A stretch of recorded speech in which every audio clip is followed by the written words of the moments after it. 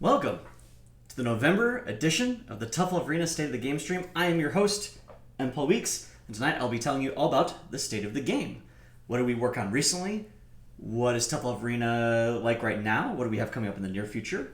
We'll be going over the survey results from the monthly survey submitted to our wonderful players, and we'll also have a brief Scramble Heart City update. And for those watching the VOD later, this is on election night, so we are going to get through this as fast as possible. Let's bang it through. So, starting off, past. What did we do in October since the last state of the game? We went to ECT. Had a very wonderful tournament, stream, and top four. It was fabulous. It was a ton of fun. Players got some free merch and some wonderful medals, and we took some good photos. If you check our Discord or our Twitter, we posted the VOD of the top four. It's not on our YouTube channel. It's on something by like the tournament organizers. But super fun. I want to make, even if I don't necessarily have the time or can afford to do booths at upcoming events, I definitely want to be a presence at community tournaments. And if there's ever a tournament that I'm not attending, like say Frosty Faustings, and you are local and you're planning on attending, and if you want to run a Tough Love Arena bracket, please let me know. I'd be happy to support you in whatever way I can, remotely, by helping with builds, contributing to the pot.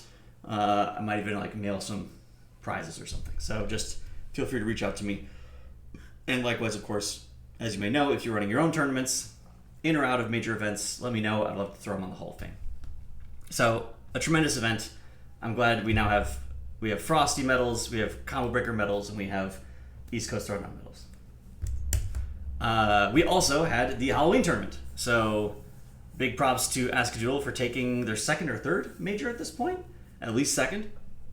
It was great. Some pretty good character diversity in the top 8. We're only missing Pork. And Garlic is fine. Nothing's wrong with Garlic. It was a lovely event. Big shout outs and thank you to Shiggy Beats for streaming and running it, because I was in a hotel room that weekend because I am bad at planning.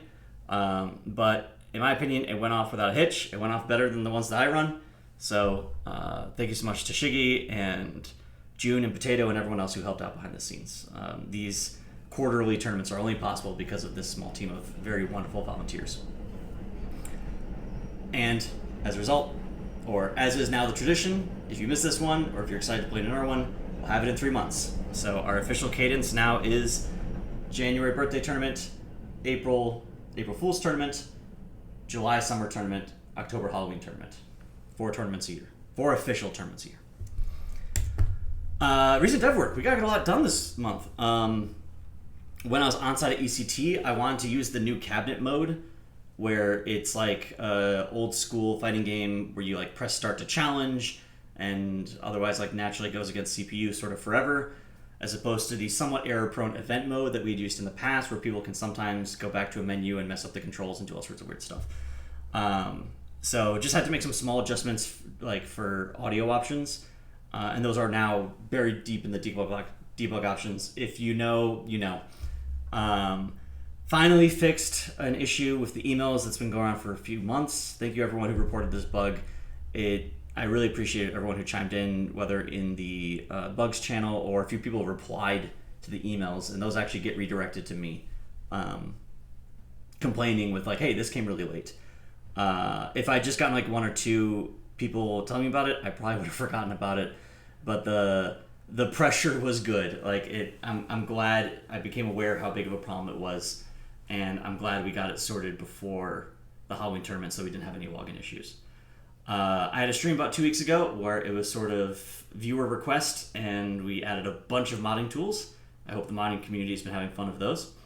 And lastly, I made some incremental progress on the arcade mode. And now I sit.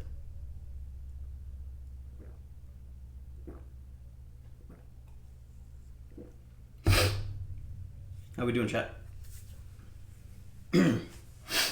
Okay, the present. What is the current state of the game? It's fine. No balance changes planned. The future. What is the future state of the game? What do you, as as a devoted Tough Love Arena fan, player, enjoyer, have to look forward to in the short and medium and long-term future. So largely the same that I've been reporting for the last few months. We continue working on the monumental tasks that are the arcade/story mode and improving AI to make that actually appealing to play. However, a new thing sort of snuck to the top of my list. The Tough Love Arena cabinet that exists at Wonderville that launched over the summer is running on a Windows PC and is basically running the same free release build that you can get from download.toughlovearena.com. Someone approached the owner of that arcade of Wonderville, inquiring about the Tough Love Arena cabinet, saying, I would like a Tough Love Arena cabinet for my venue. And that got me talking to the owner of Wonderville, Mark, about what it would be involved with building a second one and what features they might need or sort of corners we cut on the first one. One that is adding functionality like coin op. The Wonderville one is just free play. This person might want coin op. The other thing is it'd be nice if it ran better on Linux so that we don't have to deal with Windows licenses in these cabinets. We don't have to deal with Windows bloatware and malware, and you're just trying to have a cabinet that's a kiosk that just turns on and plays the game, and suddenly you're getting Windows Defender updates and stuff. So I have already spent a little bit of time on it. We have a Linux application. It's a .app image file that you can again get at download.toughlovearena.com.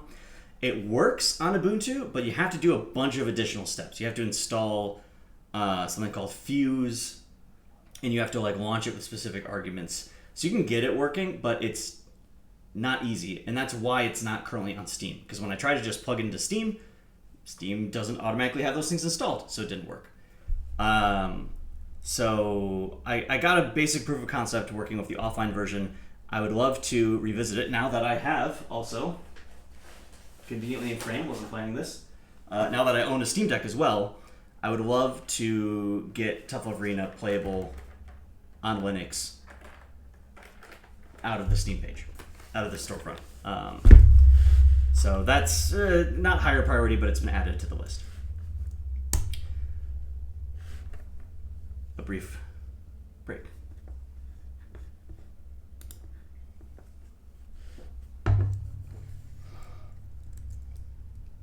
That's a good question, Flamenco.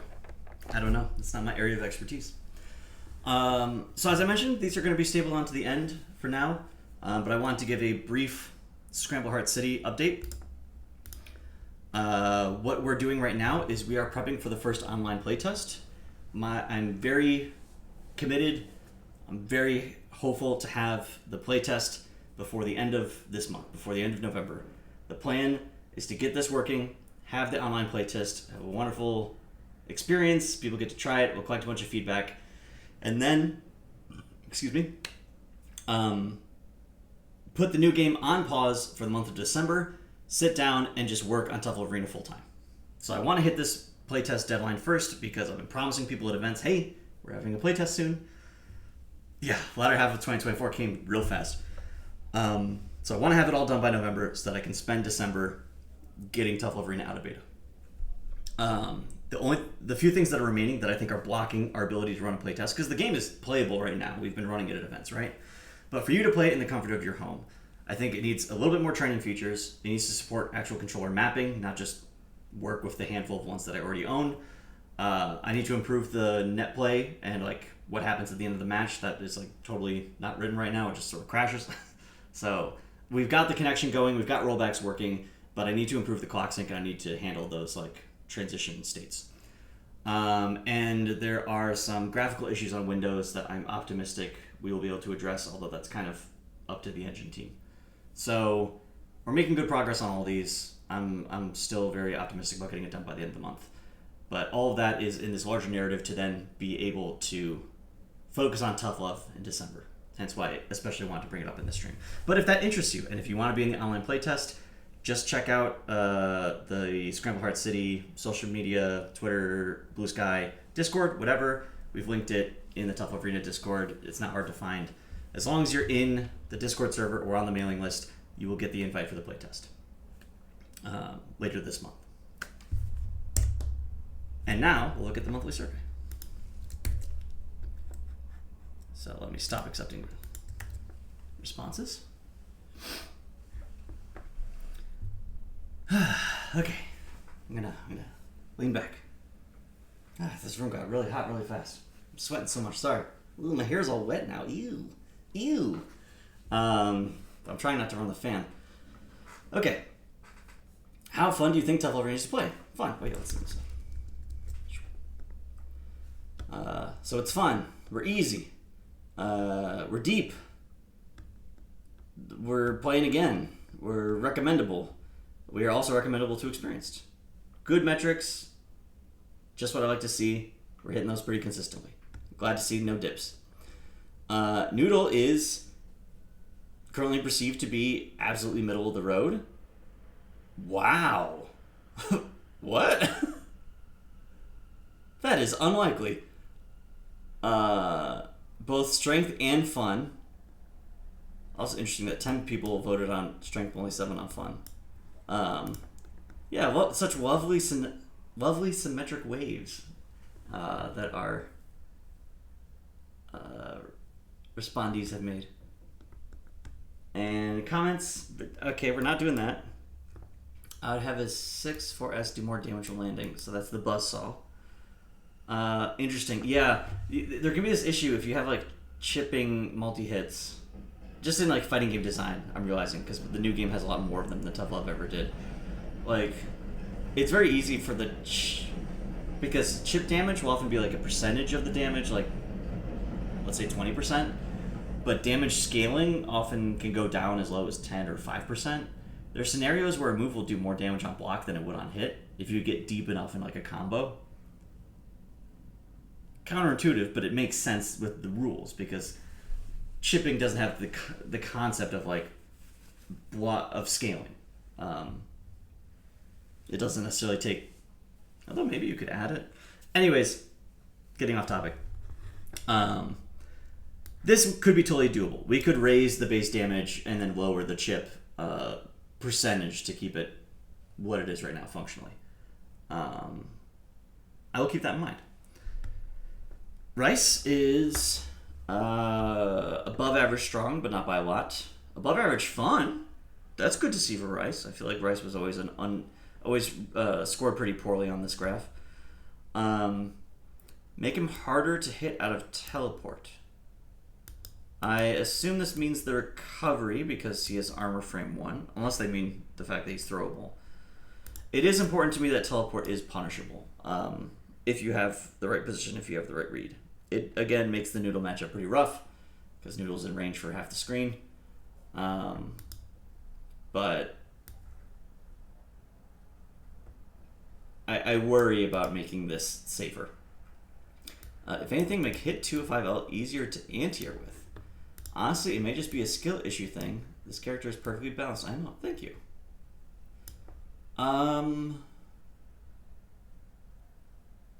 You know, it's funny. They're hitboxes. So, for those who don't know, Carb's 5L is a 2-hitting move. He goes like, eh. It's like this 2-hit slap. And the hitboxes just sort of match the animation. So the first one is taller, and the second one is wider. It's important to me that the first one has less range than the second one. So naturally, that way, if you hit up close with the way push block works, any range at which the first hit will land, the second one should also hit, not counting extended hurt box situations. But the fact that the second one is lower, yes, it matches the animation better. But that could be one of those scenarios where maybe it doesn't need to match the animation. I'm not sure if it would hurt to go higher.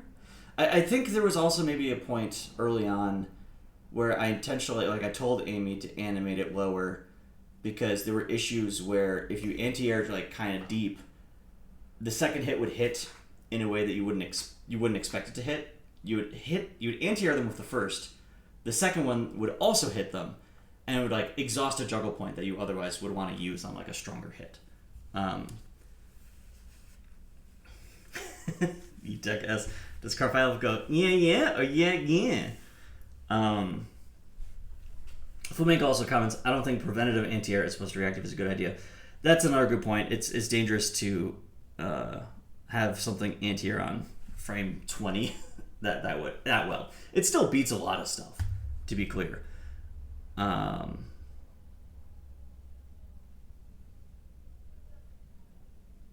So, yeah, I guess it's interesting. I appreciate the food for thought. That was a fun exercise to do just now. But to Flamenco's point, like 5L for Rice at least is designed to be the sort of last minute anti-air 5-frame startup, and then 5S SWAT is, let's get that in camera. Wait, which sound is SWAT? Hat, hat, hat. That is designed to be the more preemptive one. This person wants more end lag on teleport. Nothing. Nerf his feet. There's no way someone could fight someone in the parking lot, no shoes, and unfazed by the battle's jacket. A good point about the socks. Yeah. And I please encourage you. I always appreciate people who provide feedback, who take the time to enter it. But if you want your feedback to be actionable, maybe when I make forms for the new game, I'll have a separate question for add and a separate question for buff and a separate question for nerf. So I don't have issues of like, teleport, is that a buff or a nerf? I don't know. Food for thought. Beef is above average strong and very fun. They want a charge version of parry that when charged performs the parry follow-up with no opponent freeze. That sounds like some grill time. I am always open to redesigning beef parry and onion parry to make them more, to have applications outside of reversals. In the way that even Frenzy and SWAT, serve important roles in combo filler, that you just use them more, and it gives them another thing that stands out compared to their sibling character. Yeah, but ECT, it's I could change it, but actually, what's scary? I think I've been doing this for over 3 years now. I've been doing the stream for over 3 years. Maybe it was a few months before I started the survey. You get a sense of inertia.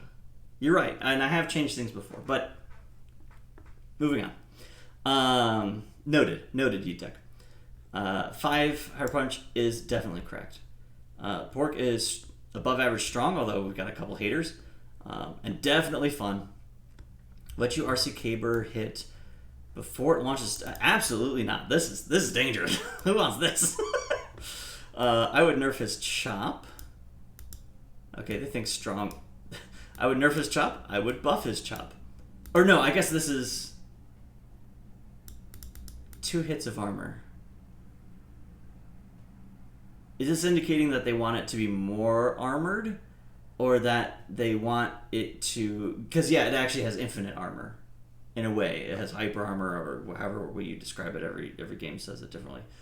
So in that way, like, if you want to be able to armor break it, if you happen to guess and you're either, like, quick with the cancel or you do a multi-hit. On the one hand, that's interesting in scenarios like that if you could react to it, or if you're anticipating the chop and you want to, like, frenzy through it, you can. On the other hand, that can make chop inconsistent against just basic carb jump, because that's already like a 2-hit move. So I think there's too many things at this point. I think chop and frenzy just sort of need to have infinite armor. That's the reversal. The armor doesn't have many strings attached. But interesting. Nothing. More ways to vary up his command grab. Right now you can fake the startup, but that's it. Pressing S during the run can make it change to a hit for a small gotcha combo, but it might be broken. I think he already has sufficient mind games at mid-range. I appreciate that we can always make things more goosed and more crazy, but he can already do so much in terms of complicating the mental stack for your opponent. I know he's not like a top tier or anything. He's not winning tournaments, but I want the grab move to be a grab move. I think that would be complicating it potentially too much. Onion is strong. Onion is fun. If Onion counters an air move, have them still be stunned when they land if they don't get hit. Can someone parse this for me? Charged version of parry that when charged performs a parry follow-up. Like the Beef comment. Again, always open to changing parries, but I'm not sure if that's the way I would do it. Nothing. Don't know what that means. They want 4S restand. Have it restand if it doesn't hit in air. If it hits them in the air, then it juggles them. How can you restand someone who's not in the air?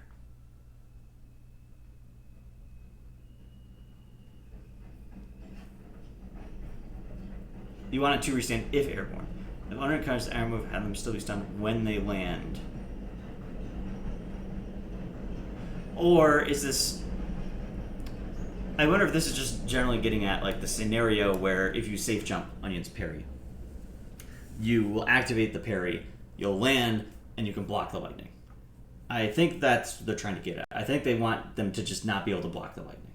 They want to have more landing recovery, or the way other games do it that we kind of don't is like a lot of that would be eaten up during the hit stop. Onion would have like a one-sided hit stop where they're frozen and he's advancing his move. I got hit with the 50. This mix-up is crazy. No, I do think it's important that it has counterplay in the form of, again, safe jumps. The way that the numbers work out, it should really only happen during meaties and safe jumps, because otherwise you got hit. Like, if you want to parry a jump in, you have to parry the first active frame, or like the second, or you get hit. And if you do it that early, it will work on all the characters.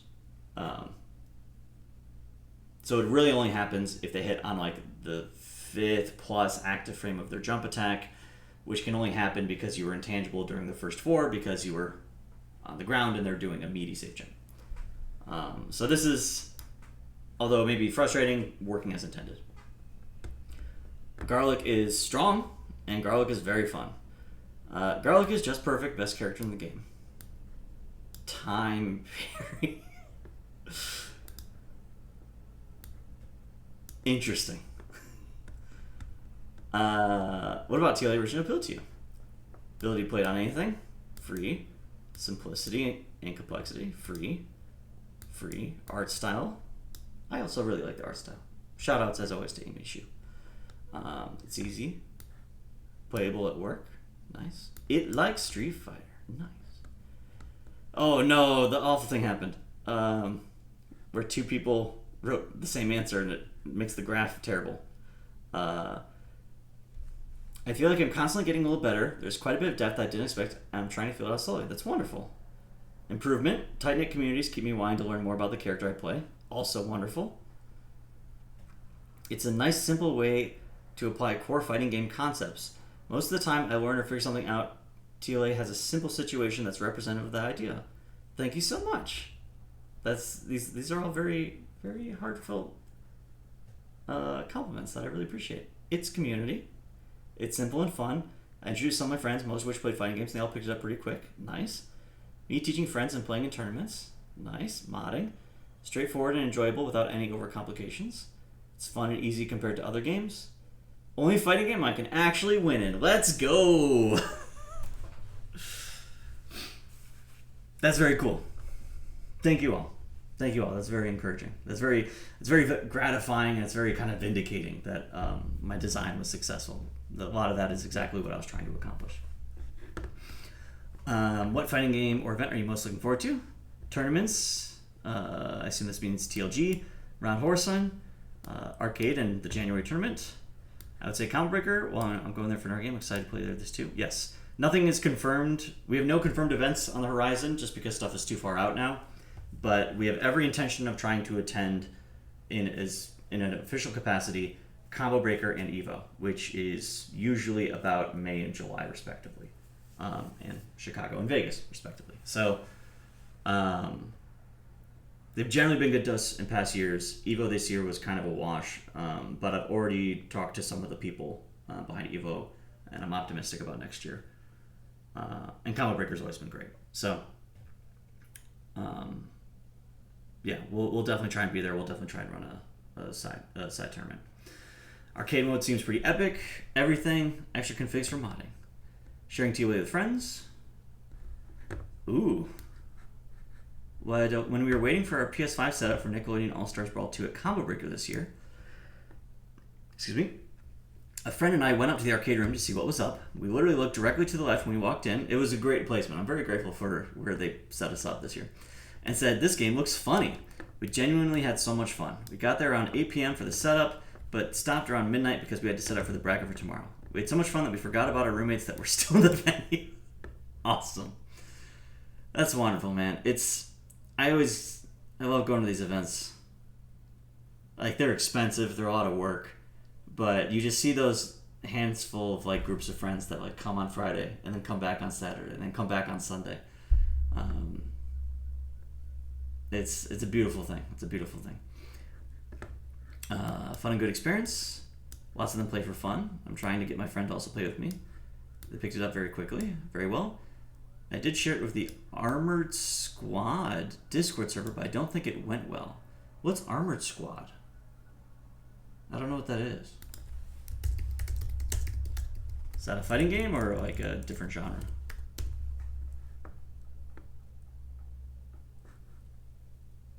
Fast-paced team shooter. Interesting. I appreciate you trying. Any other thoughts you'd like to share? Good job. Thank you for the modding features. Please let us put screen effects on projectile frames and slide. Okay, modding request. Please add a slide puzzle leaderboard or slide puzzle rings. I had not heard about this game until Combo Breaker this year. I don't know how to do it, but I genuinely want this game to be seen by a majority of the fighting game community. Although fighting games can thrive through exclusively an offline scene, I want to see this game in an offline main stage or as a side event. Take this with a grain of rice, though. I know that shit is expensive. For sure, but I really appreciate that. I also... all the better chances once we get rid of that nasty beta on the title, and we've got all these beautiful characters, and we've got the new and improved Tough Love Arena official re-release tour. Great game. Looking forward to more updates. I'm a completely new player, so I don't know what I'm talking about, but all the characters seem so fair. I feel like I'm at a disadvantage playing against any of them. Wonderful. Would it be possible to get a way to see how many slide puzzles you've completed? Unsure. And I will not show the rest because that is doxing. Thank you everyone who filled out the survey. That was a wonderful treat. And now we will go to the Q&A. So, starting now, if you have any questions, please post them in the chat. If you posted a question earlier, I'm not going to scroll back up, so just copy paste it, post it again. We'll go until we run out of questions, or probably max 15-20 minutes. I am also open to taking questions on the new game, Scramble Hard City. And I open the floor.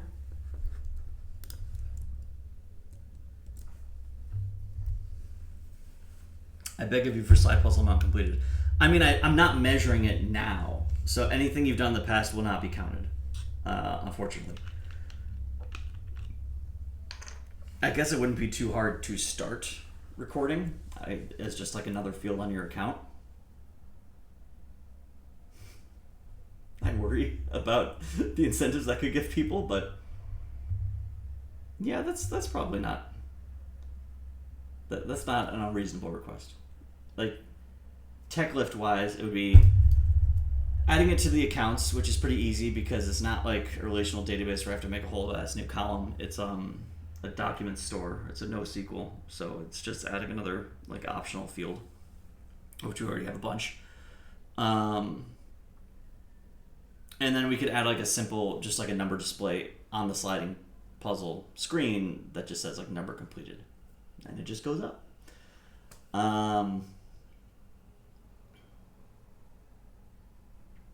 Flamenco says, "Are you having fun? Are you having more fun with Scramble Heart?" I am having fun with Tough Love. I'm still having fun with Tough Love. The Halloween tournament was super cool. It was fun to interact with people. I don't know if I'd mentioned this, but I'll put it here for the VOD, for posterity.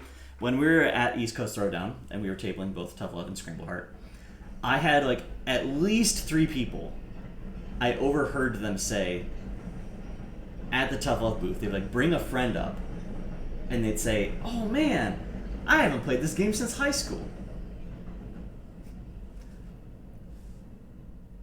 And for a second, I was like, wait, how old am I? How long has this been out?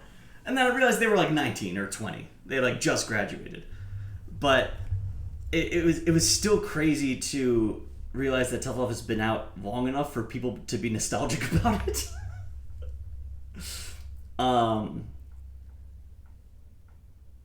So I don't feel negatively about that comment. It made me feel old.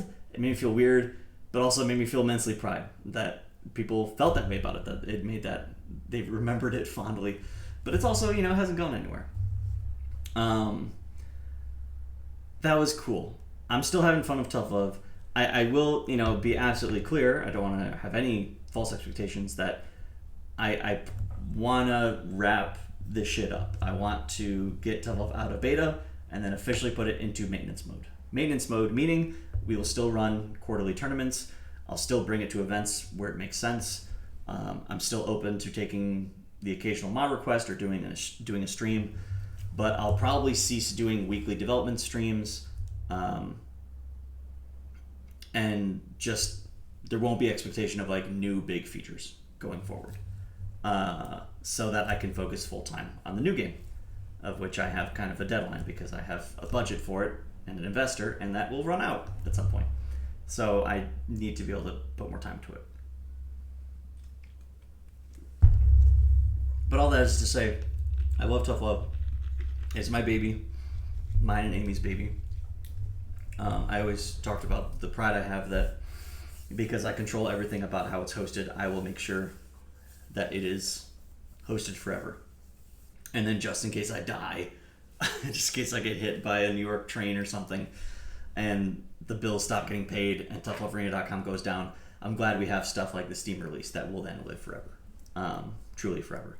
And or, I will say this is dramatic, and I don't know if I've mentioned this before, but I have essentially established a very low rent dead man switch, meaning I have a very close, trusted, coding savvy friend who I have shared access to the Tough Love Arena database, to the Tough Love Arena code base, with the instructions that if I were to be incapacitated, he should open source it. Again, it sounds very silly, but I wanted to make sure that just as a reward for my players, that if something happened to me, the time that you've invested in this game doesn't just suddenly disappear. And someone can figure out how to rehost this thing. But I will plan to do it for as long as I possibly can. That said, I'm having a lot of fun with the new game.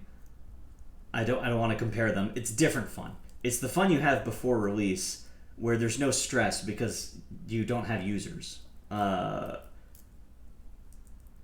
The first month when Tough Love was in beta was the weirdest mixture of chemical cocktails my brain has ever experienced, because there was simultaneously the high of suddenly getting recognition and becoming a very niche micro internet celebrity, and I had that like 48 hours where my phone buzzed like once per minute because someone followed the Tough Love Arena account. And so those are all like, happy chemicals flooding my brain and making me feel like hot shit. And then also the constant stress of like, there's a million things broken, and my Twitter DMs are filled with bug reports, and everyone's pissed, and oh god, I'm letting everyone down. And also the first day cost me like $80 in hosting bills. What's gonna happen? So I don't have those issues right now with this game, because there's no stakes, because no one's playing it outside of these very rare, very controlled environments at offline events. But I'm having the fun of creation, of being able to make things, make dumb things, and then be able to clean them up a week later and not worry about it pissing off a bunch of players.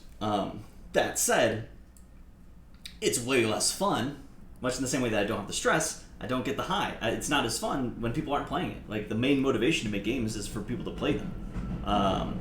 And so that's why I traveled a lot in October.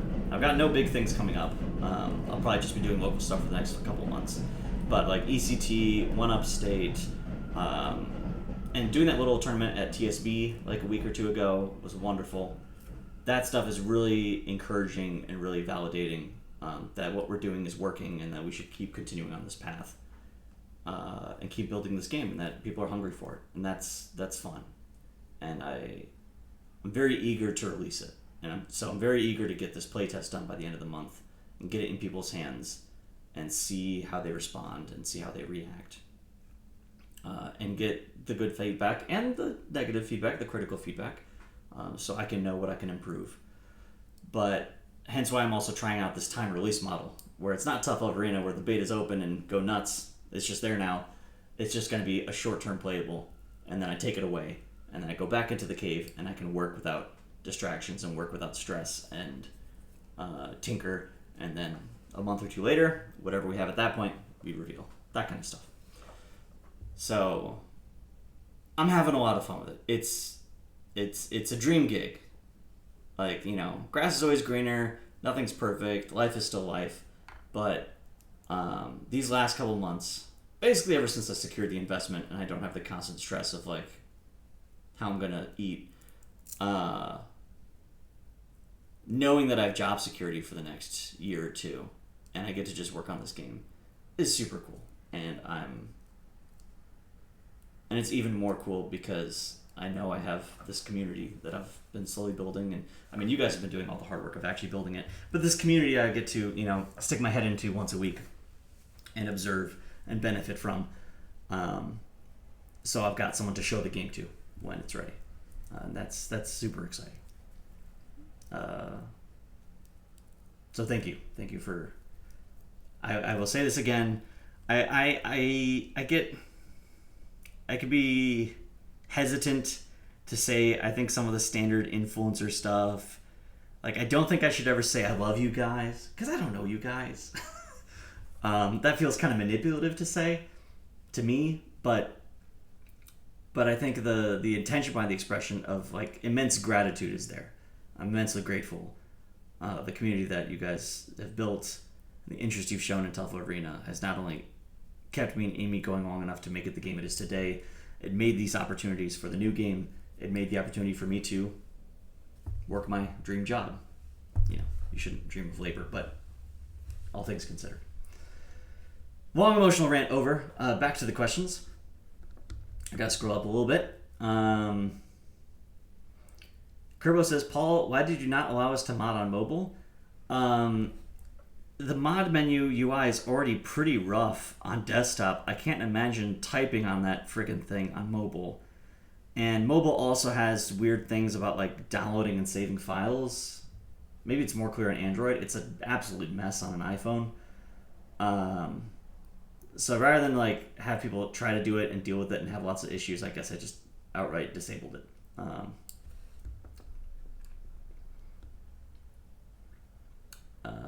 And Paul Millennia.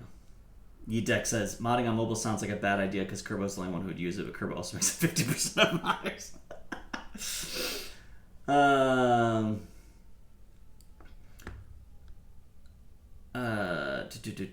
They make wireless mice and keyboards. That is true. Kerbo says, people who only play on mobile might be interested in modding and can now have access to it without a laptop or backdoor method, allowing for more modders. That is true. That is true. I'm generally a fan of more accessible things. But again, if I think the experience is going to be like actively painful, I generally want to prevent players from stepping on that mine. And at this point now, from like a work perspective, I would need to do some work to like make the menu usable on mobile in terms of like even just scaling. And that's a lot. Hello, Siren. That's a very loud kitty. Also, to be clear, do you mean making mods on mobile or like playing mods on mobile? Because I don't remember if you can load up mods on mobile. Is that something that's disabled? Okay, you're saying making mods. Yeah, not a priority. And yes, I'm a root beer enjoyer. This is just what my local bodega had. I wanted a little treat for tonight that wasn't caffeinated. Lots of people talking about the Weeks files. Do the Fig. Wait, people play on mobile? That's crazy. A lot of people play Tough Love Arena mobile. Back in the day, one of our top players, who will not be named, played exclusively on mobile and bought like an Ethernet adapter for it. These kids go hard.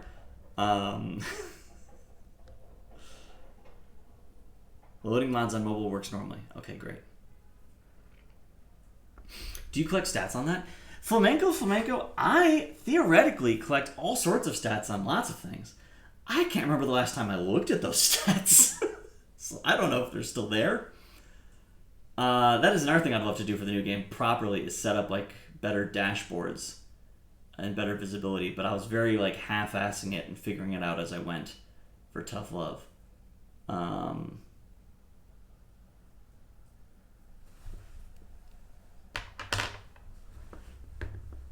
Is this something I can pull up on stream? Let me take a look. This won't be very interesting to watch, but I'm gonna start it off stream just to see. Where would this be?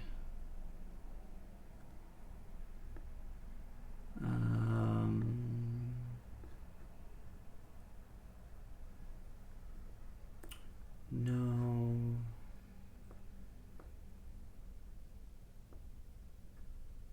No, that's not it.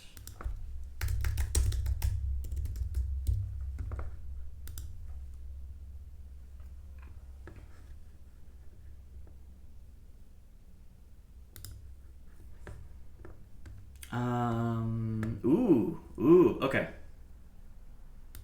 Yeah, I think I'll show this. So normally this kind of information you get by subscribing to our Patreon. So I'll try to be careful not to show too much stuff to deprive them of their value. But if I'm gonna be fumbling around here, so bear with me, because I haven't used this in a long time.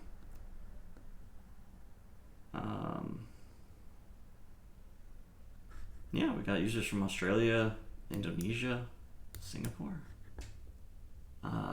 Where is...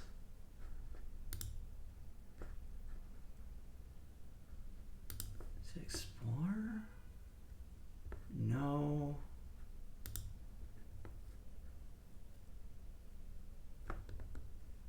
Oh, is it Tag Manager that I want?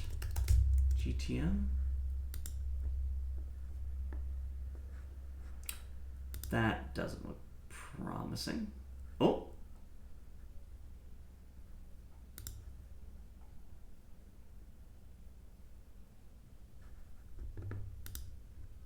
Nah. That doesn't look like what I want. There was a place where there was like events. I was tracking events, but I don't know where to find them now. Sorry, I'm sure this is very fun to watch. Of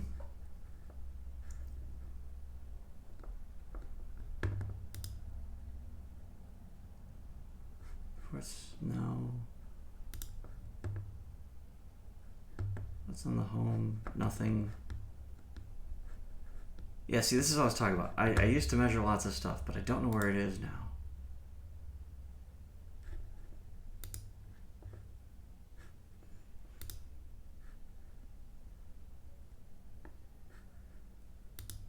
Anyways, sorry. I might have to cut this whole bit from from the VOD. I don't know if this is very interesting or useful. But like specifically when I was trying to debug some network issues, I know it's possible. Let me move the microphone. It's covering part of the screen.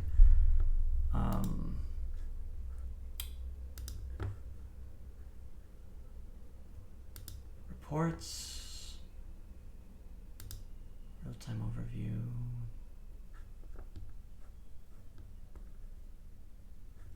This! How do I see more of this? do I see more of this? Event. Count. Internal error. Very cool.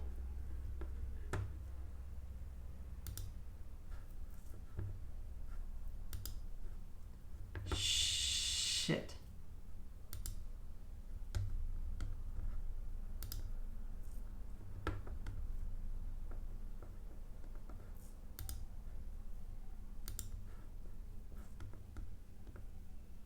Oh well.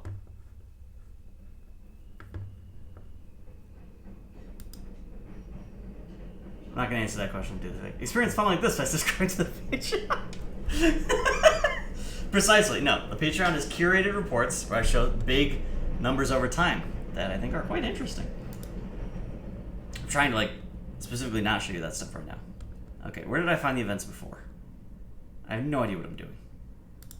Real-time overview. Event count by event name. Now how the frick do I just view event counts? Google Analytics, view event counts. In the events report.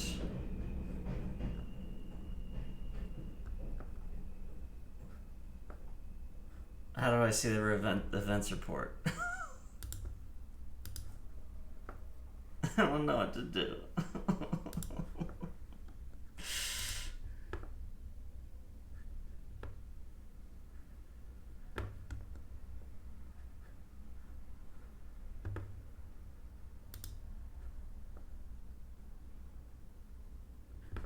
Debug view reports?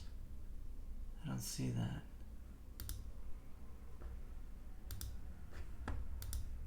Library.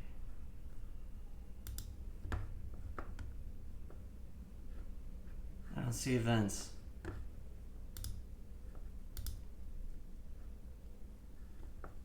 Report snapshot.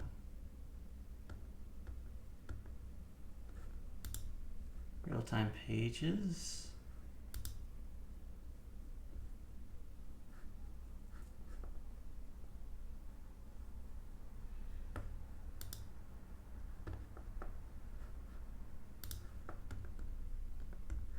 I just want to see these.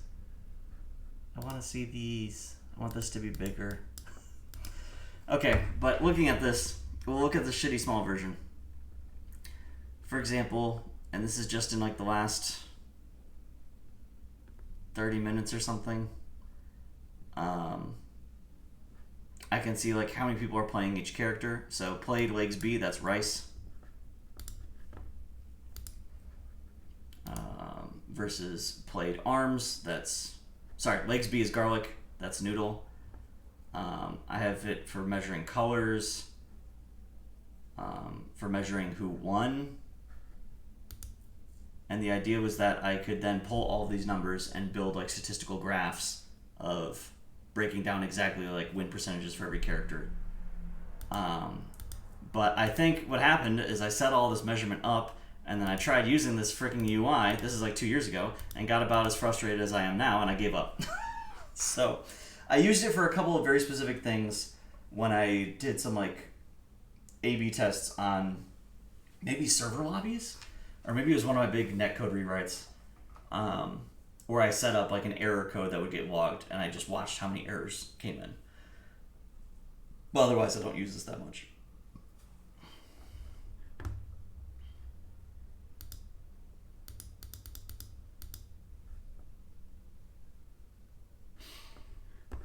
Missing inputs is the event that gets fired when a packet gets dropped.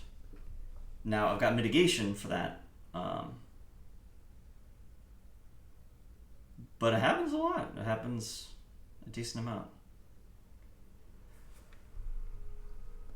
This was critical in like determining what was going wrong with the netcode and what I needed to fix. Anyways. Ooh.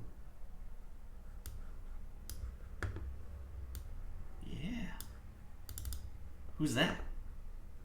Who's that over there? It's cool. I used to have this map up on like a monitor in the living room. During the first like couple months, this was lit up. It was crazy. Okay, last chance for questions. Then I don't know what I'm gonna do with this VOD. I don't know if I want to upload me meandering for a while. It's not GGPO. GGPO is just one implementation of rollback netcode. It is a homebrew solution that I made myself. So it is also rollback netcode, but GGPO is a specific implementation. Very few games use explicitly GGPO just because then you have to... I could never use GGPO as written because GGPO is a bunch of Windows DLLs, and this is running in the browser. So that wasn't an option. I could have done more to read the source code, because GGPO is open source on GitHub, and tried to like mirror it one-to-one. Instead, I was cocky and thought I could figure out myself, and then it was wrong over and over and over and over again. I'll say specifically the clock syncing method that I'm using in the new game is closer to the GGPO method, which I now understand better.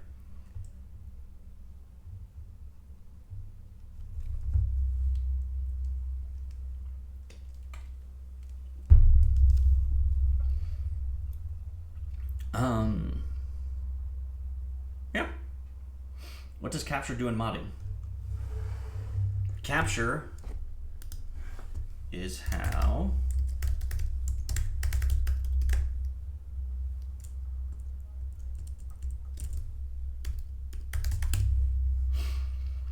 SWAT works. And I think a few other moves use it. Normally, if you hit someone in the air, they're immediately subject to gravity. But, oops, wrong button. When you SWAT someone, they stay in place until Rice then does something else. And you can see Book actually start to move there. That was like him starting to come out of the capture. Or maybe that's just the stun animation playing out. So yeah, capture, it's used for SWAT. It's used for, I think, all throws. Throws are actually 3 hits. You have the initial hit that puts them into throw stun. This. You have, then they have a brief moment where they can tech it. Then you have a second hit that captures them to directly above you. And then you have a third hit that then just launches them over and hits them normally, and they obey normal gravity velocity rules. So rather than having to like figure out what velocity do I set so that they appear up here and then immediately like set the velocity to 0, capture just simplifies that. Capture just says, now the character's up here, now he's down there, now he's over here, now he's over here. That's what capture does.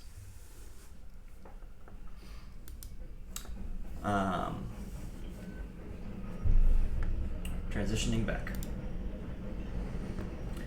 Flamenco says, I know you don't like your role in these modern parasocial streamer-viewer relationships, but we get what an I love you guys means. I've seen you clarifying that a few times, and I doubt anyone in the chat is expecting a proposal anytime soon. No, I appreciate that, Flamenco. I do.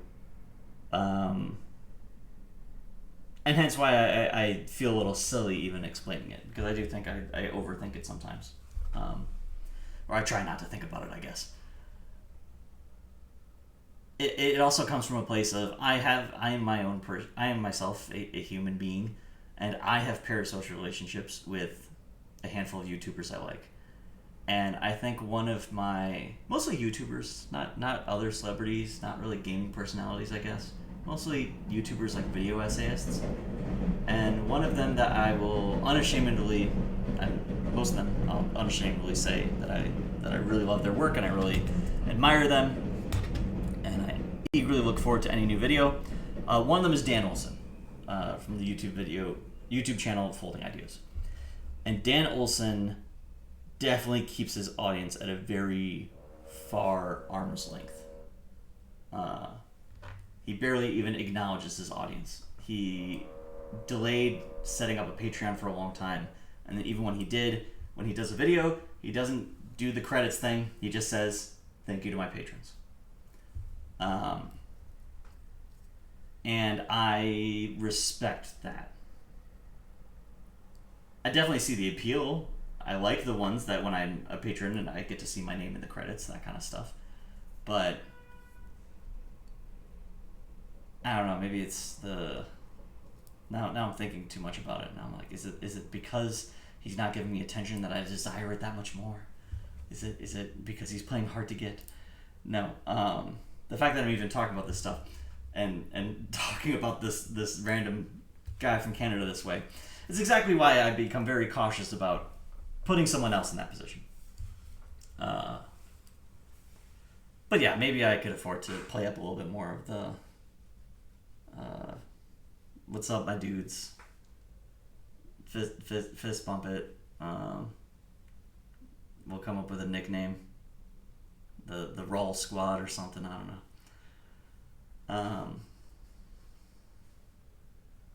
I will confirm what Kerbo was saying. This particular player hasn't been around the community for over a year now. The phone player. They were very formative in the early years. I'll say that.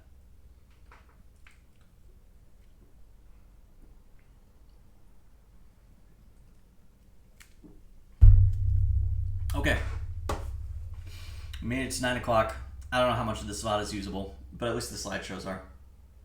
So I'll definitely show that. Thank you.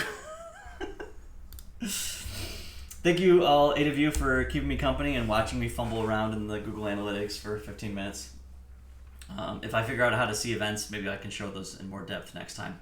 And they'll be like, hey, check out this cool new thing that I've never mentioned before on stream.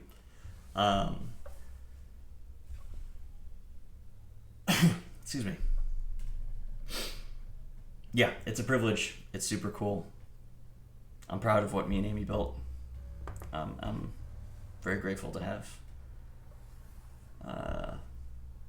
have you all as my audience and as my role squad.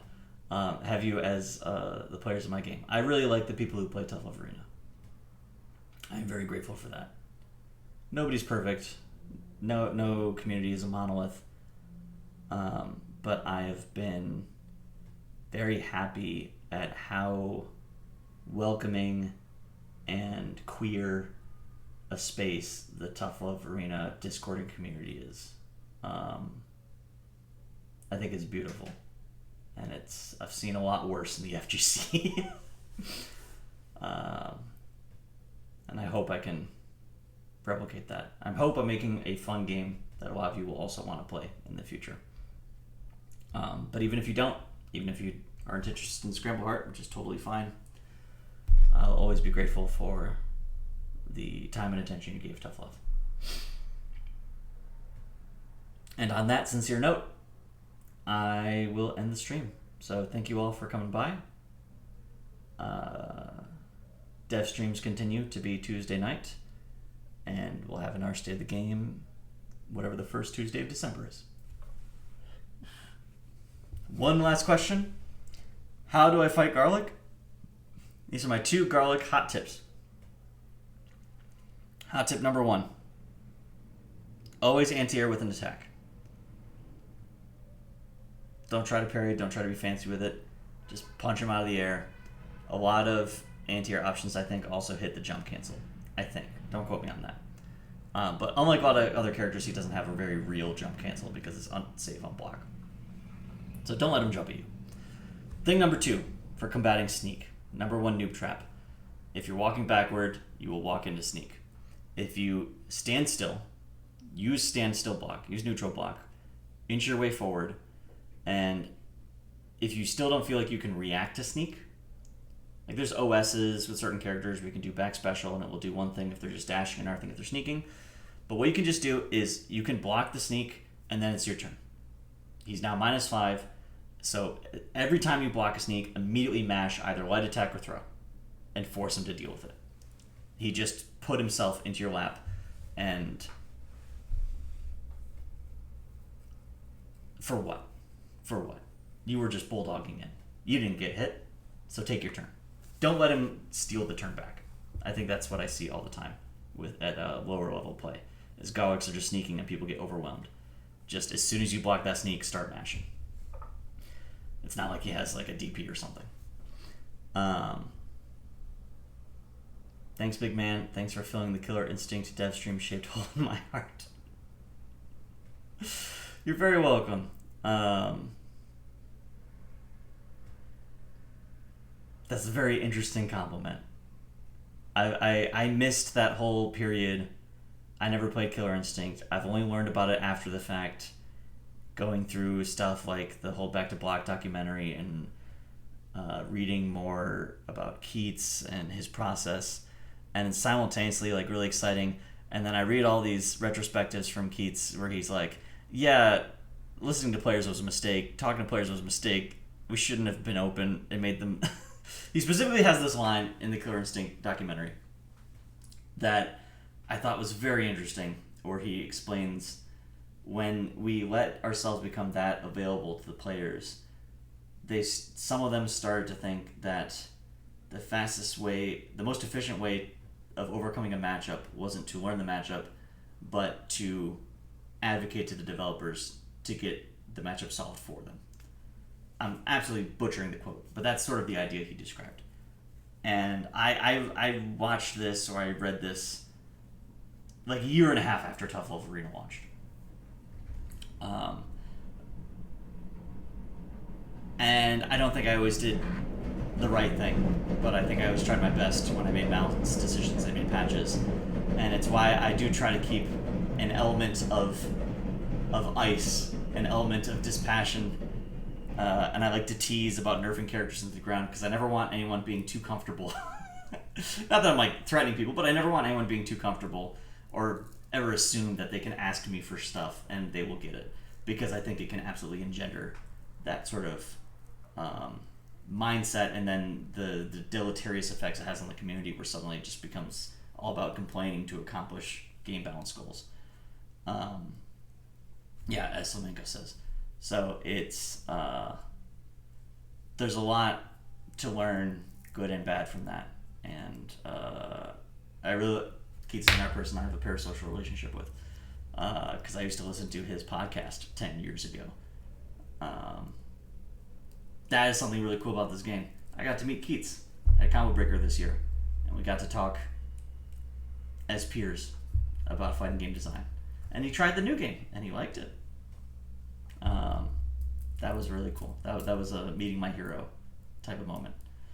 So, on that fun note,